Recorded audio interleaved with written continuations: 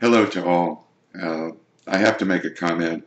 Maybe I'll have more video comments. I don't know. I find it a little easier to speak than to type, an epistle on the blog. But look, when it comes to Vietnam being considered on a par with Iraq, I happen to have felt a strong similarity.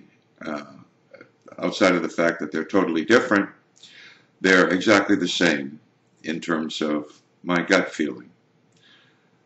Both venues, we had no right being there. There was no justification legitimate enough in Vietnam to have cost 53,000 and hundreds of thousands wounded for no reason. True, there was a Soviet Union. True, they were our adversary. Personally, I never bought the so-called domino theory. It was just simply bullshit to me personally. However, I was in regular Army for 4 years from 66 to 70, and then active reserve through 72. So I feel I have a legitimate base from which to recall the times. If the domino theory had any validity at all, we would have seen it happening as soon as we left Vietnam, as soon as that last chopper took off from the roof of the embassy. The dominoes didn't fall, and unless I'm missing a big piece of history, no dominoes fell, so it was fallacious. Now in Iraq, I believed in my gut that, of course, Bush, Cheney, Rumsfeld, even so far as Colin Powell at the UN, were all blowing smoke or trying to up my ass. I didn't buy any of it. I'm back where we are, or were supposed to have been, a democracy. And on the flimsiest of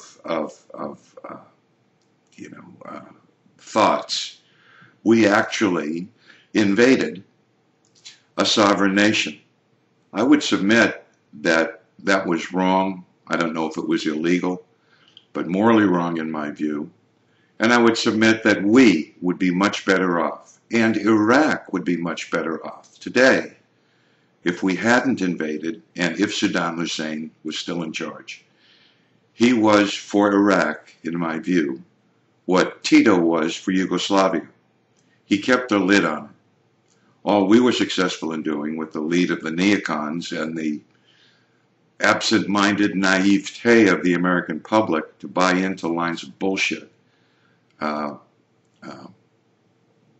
we opened up a hornet's nest, a very large hornet's nest.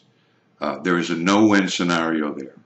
However, I remain open to any thoughts coming from Washington or anywhere else that will get our troops out of the line of fire now, or absolutely as soon as possible.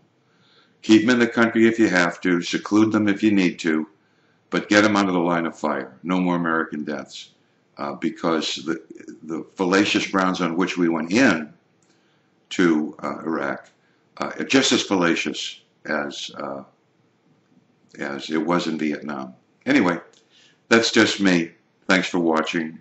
And if you have a PC cam, I wouldn't mind seeing and hearing what y'all look like and sound like. Thanks.